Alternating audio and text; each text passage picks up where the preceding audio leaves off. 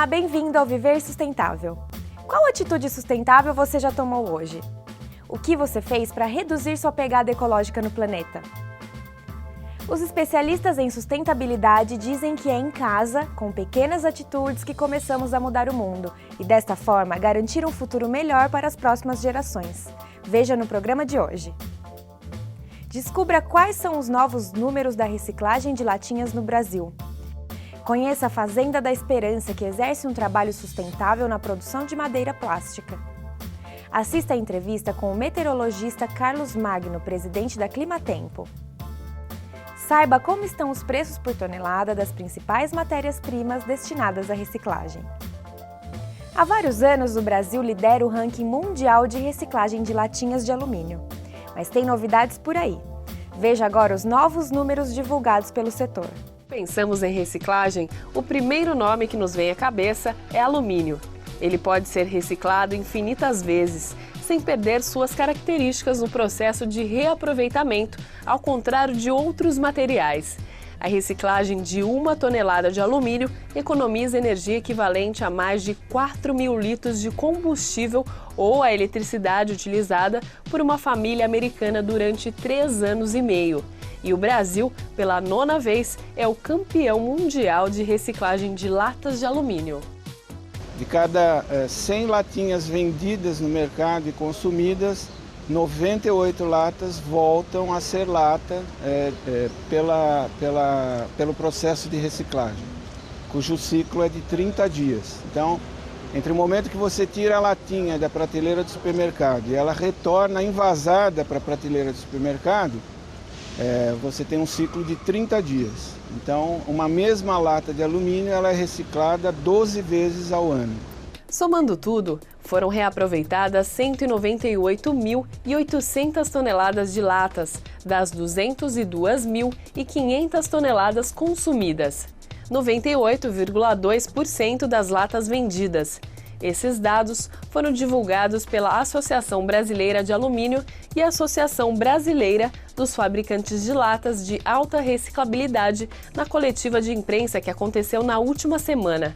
A gente olha a reciclagem de alumínio, de latas de alumínio como sendo um negócio. Ela injetou na economia 1,3 bilhões de reais.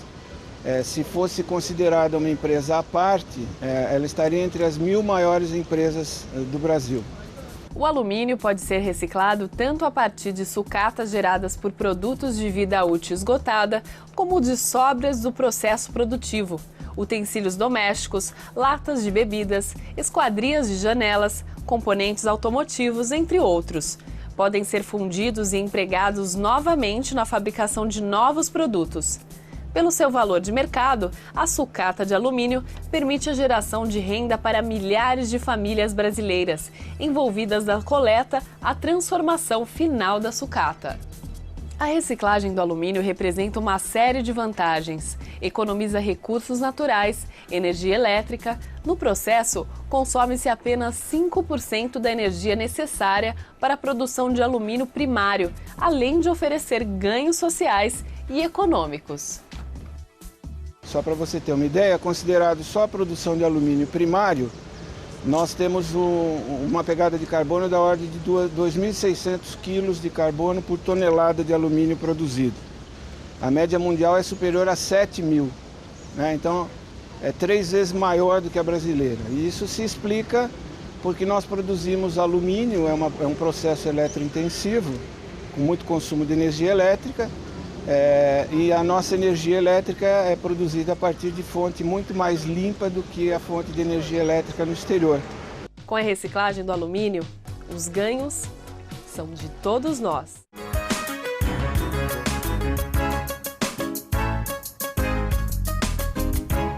Oi, meu nome é Rafaela, eu faço design gráfico. Eu gostaria de saber se a questão da sustentabilidade pode ser ligada a um problema populacional.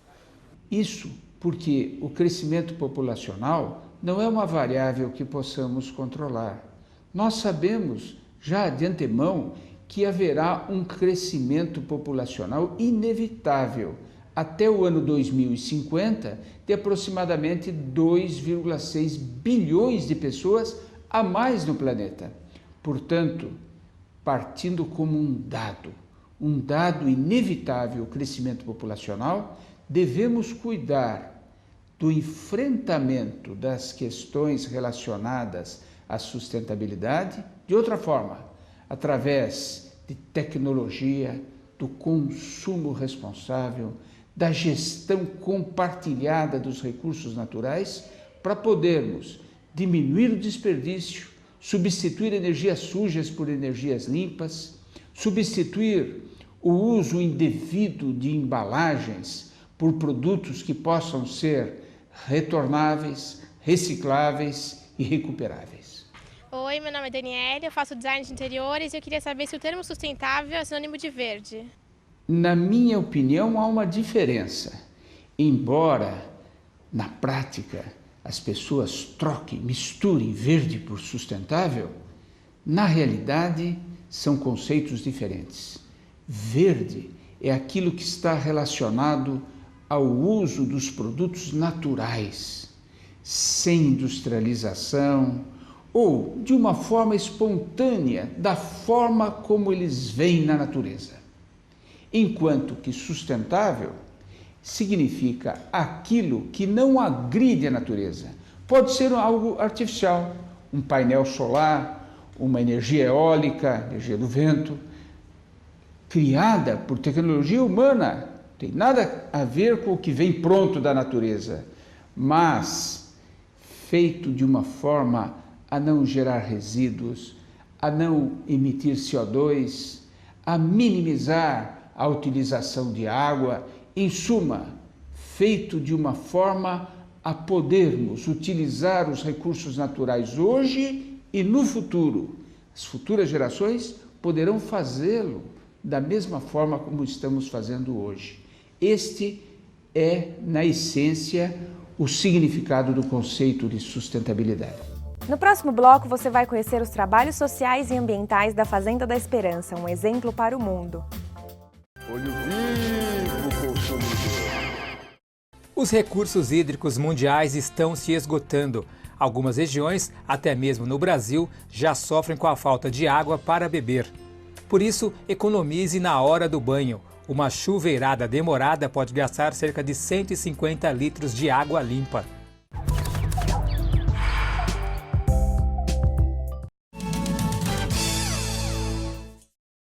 Você sabia que carros regulados são bem menos poluentes? Calibre os pneus a cada 15 dias e faça uma revisão completa a cada 6 meses ou de acordo com a recomendação do fabricante.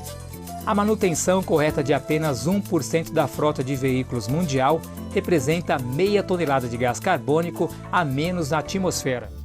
O Viver Sustentável está de volta. A Fazenda Esperança, localizada em Guaratinguetá, interior de São Paulo, é um exemplo de sustentabilidade. A união entre trabalho social e ambiental tem mudado a vida de muita gente. A Fazenda da Esperança, fundada em 1983 na cidade de Guaratinguetá, no interior de São Paulo, é uma associação que trabalha em diversos campos sociais. Mas o principal foco da instituição é na recuperação de jovens dependentes químicos. Vários projetos são desenvolvidos na fazenda e entre as atividades está a produção de madeira plástica, que também pode ser chamada de madeira ecológica. A ideia de produzir a madeira ecológica veio com a doação de uma máquina há 12 anos atrás, foi doada pelo governo alemão. Em função disso, nós começamos a produzir esse material em função também da doação da matéria-prima que tínhamos nas empresas aqui da região do Vale. Além de ser uma alternativa de ocupação para os internos, a fabricação da madeira ecológica também é uma forma muito criativa de reciclar o plástico, material que é altamente poluente quando descartado de forma incorreta. A madeira ecológica ela é composta de material plástico, seja escova de dente, cotonetes e plástico, vamos dizer assim, comum. Essa é a base da composição da madeira. Para a produção da madeira ecológica, a Fazenda da Esperança recebe doações de mais de 10 mil toneladas de materiais plásticos que não seriam mais utilizados. Olha, o processo de fabricação da madeira, ele é relativamente simples.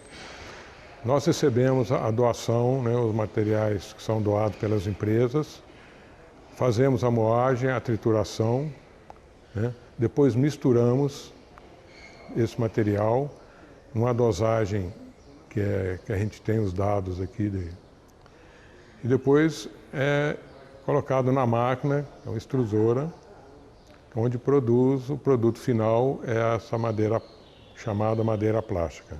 Depois desse processo, a madeira plástica fica disponível para ser cortada e moldada de várias formas. O que pode ser feito com a madeira plástica são vários objetos, tais como lixeiras, bancos, mesas, né?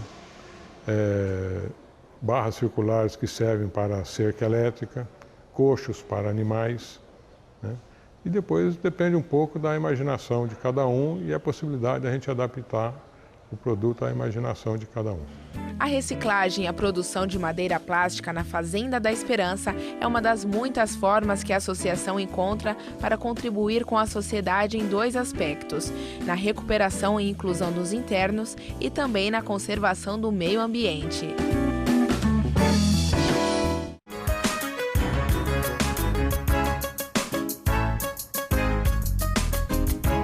Meu nome é Vandeir, sou estudante de psicologia e gostaria de saber se os cientistas dispõem de instrumentos confiáveis para avaliação das mudanças climáticas. Sim, são instrumentos de última geração, desde sondas até medições por satélites, que fazem medições diretas em tempo real ou medições indiretas. Por exemplo, a medição das camadas de gelo, a medição da camada do chamado permafrost, que também ajuda a fornecer dados para quantificarmos o aquecimento global. Em suma, dados precisos por instrumentos de qualidade e não simplesmente por cálculos de computador sobre aquilo que virá a ocorrer no futuro. Meu nome é Flávia Porto, eu sou estudante de Rádio e TV e eu gostaria de saber quais países serão mais afetados por causa do aquecimento global. Paradoxalmente, os países mais pobres, os países em desenvolvimento, aqueles que menos contribuíram para a emissão de gás carbônico, menos contribuíram para ter gases em suspensão na atmosfera, contribuindo para o aquecimento global. Por quê? Porque estes países mais pobres, em primeiro lugar, têm menos recursos, menos tecnologia para fazer a adaptação ao aquecimento global. Em segundo lugar, estão nas regiões tropicais, as regiões que sofrerão com a desertificação e, portanto, com perdas, não só na quantidade de água, mas também na produção agrícola. No próximo bloco, assista a entrevista com o meteorologista Carlos Magno, presidente da Climatempo. O Viver Sustentável pergunta em que ano a Declaração de Estocolmo foi aprovada pela Organização das Nações Unidas. Letra A, 1972. Letra B, 1974. Letra C, 1976. Ou letra D, 1978. A resposta você confere no próximo bloco.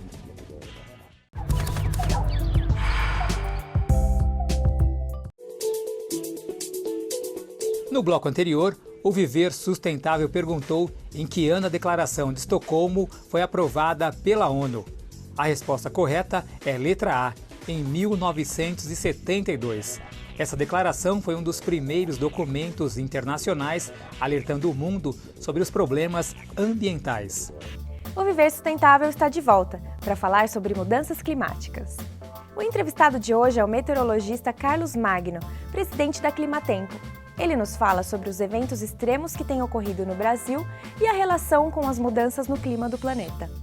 Hoje temos uma oportunidade muito especial, a participação no nosso programa do meteorologista Carlos Magno, formado pela Universidade Federal do Rio de Janeiro, fundador e presidente da Climatempo, uma das empresas mais conceituadas no país em previsões meteorológicas.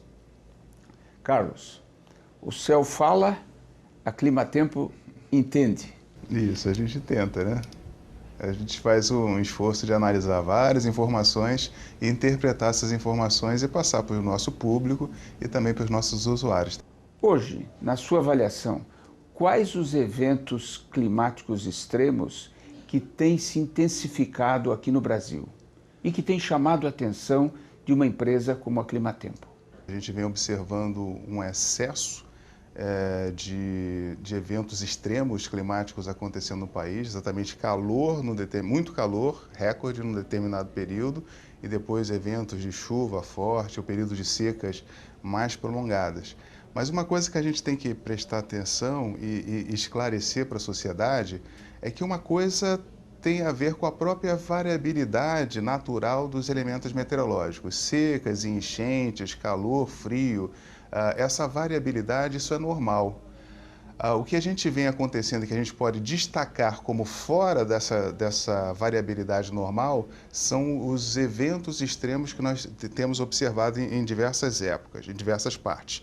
Por exemplo, a chuva forte em Santa Catarina, que nós observamos em 2008, o próprio furacão Catarina, que atingiu a costa do estado de Santa Catarina em 2003, chuvas intensas que nós observamos no começo desse ano nos estados do Nordeste, chuvas extremamente intensas em 2, 3 dias, com um volume acumulando mais de 600 milímetros, que quando se espera, muitas vezes é o dobro da chuva anual em algumas regiões do Nordeste. Isso acontecendo em 2, 3 dias. É claro que as represas, as barragens não vão aguentar e nós tivemos problemas como nós observamos no começo desse ano no Nordeste brasileiro. Então, esses eventos extremos, eles estão fora da variabilidade climática. E se, como você me perguntou, assim, o que tem chamado a atenção dos meteorologistas, isso tem chamado os eventos extremos e também casos muito intensos, mais silenciosos e que causam problemas terríveis para o Brasil, como o caso do apagão que nós tivemos, a seca do apagão de 2000 para 2001.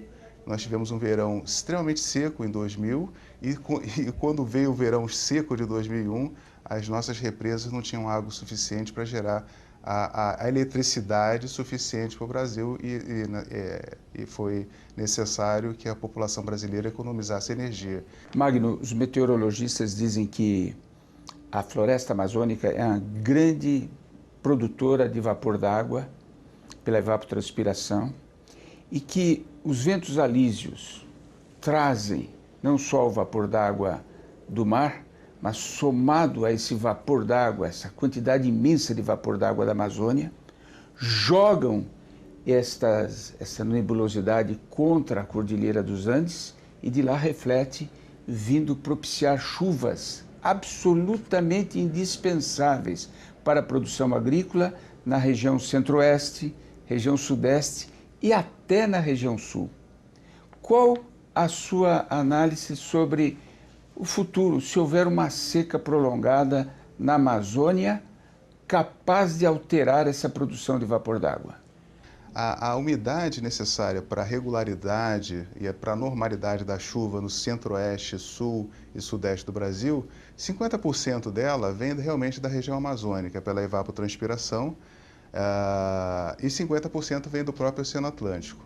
A circulação do anticiclone que traz essa umidade da região amazônica para as regiões sudeste, centro-oeste e sul do Brasil, ela mantém durante os meses de março e outubro a chuva com uma certa regularidade, mantendo a nossa produção agrícola.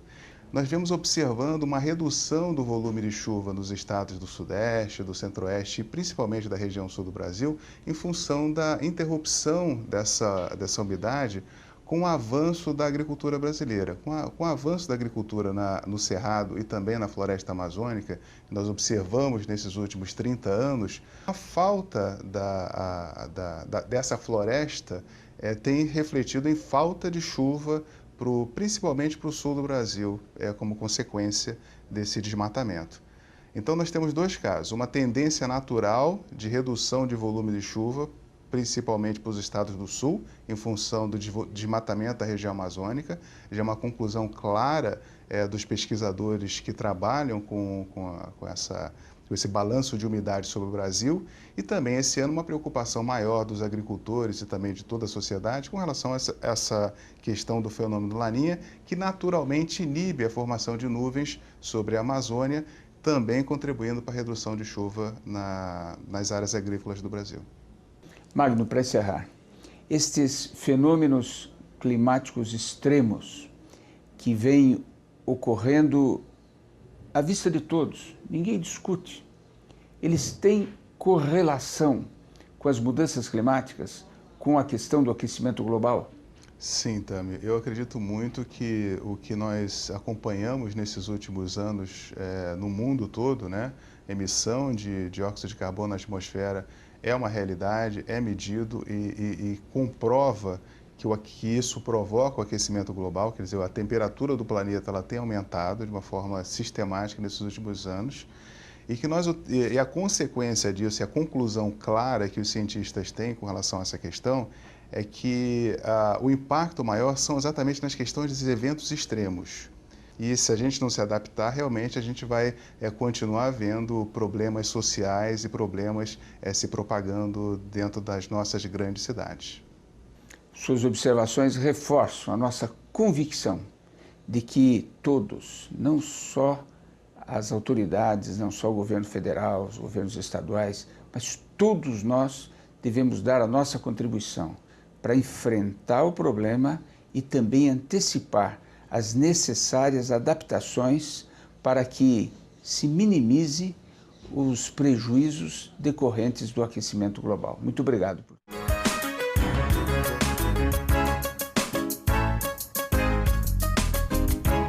Meu nome é Carolina, eu estudo Rádio e TV e eu gostaria de saber como a conscientização pode contribuir para a redução dos impactos à natureza. Consciência é o repositório em nós de princípios e valores. E o nosso comportamento é determinado por princípios e valores. Por isso, o cerne da questão ambiental é como transformar preocupações em valores.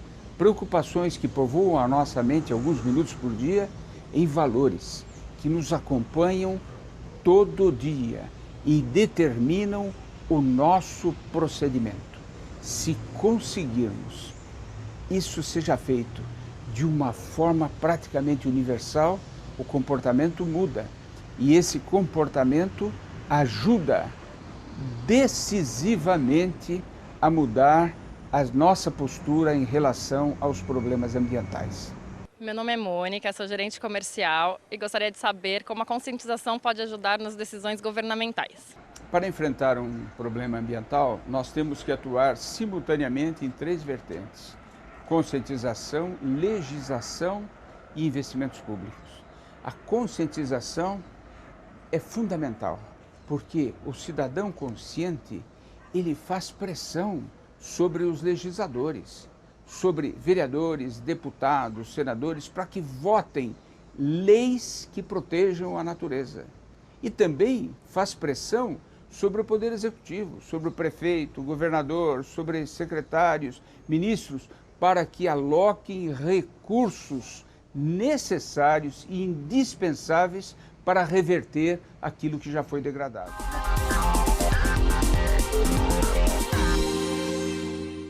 Um estudo realizado pelo Fórum Humanitário Global revela que cerca de 315 mil pessoas morrem por ano em decorrência das mudanças climáticas, causadas pela fome, doenças ou desastres naturais. Esse número deve subir ainda mais, deve chegar a aproximadamente 500 mil até 2030. O estudo estima também que a mudança climática afete seriamente algo em torno de 325 milhões de pessoas por ano e que em 20 anos esse número dobre, atingindo o equivalente a 10% da população mundial. Os prejuízos decorrentes do aquecimento global são elevados, já ultrapassam 125 bilhões de dólares por ano, valor acima da ajuda dos países ricos para as nações mais pobres. Os primeiros atingidos e os mais afetados são os grupos mais pobres do mundo, justamente os que menos contribuem para o problema das mudanças climáticas. Com dados fornecidos pelo Sempre, Vamos ver os preços por tonelada dos principais produtos destinados à reciclagem. Preço do material reciclável para a cidade de Florianópolis, Santa Catarina. Papelão, R$ 270. Latas de aço, R$ 190. Alumínio, R$ 3.200. Plástico rígido, R$ 1.200. E PET, R$ 1.400. Você também pode participar do nosso programa. Mande perguntas e sugestões de temas para contato@viversustentável.net e assista ao nosso arquivo de matérias pelo site viversustentável.net. Lá você também encontra muitas informações sobre sustentabilidade e meio ambiente. O Viver Sustentável fica por aqui. E lembre-se, para mudar o mundo precisamos fazer a nossa parte. E a sustentabilidade é o caminho. Até o próximo programa.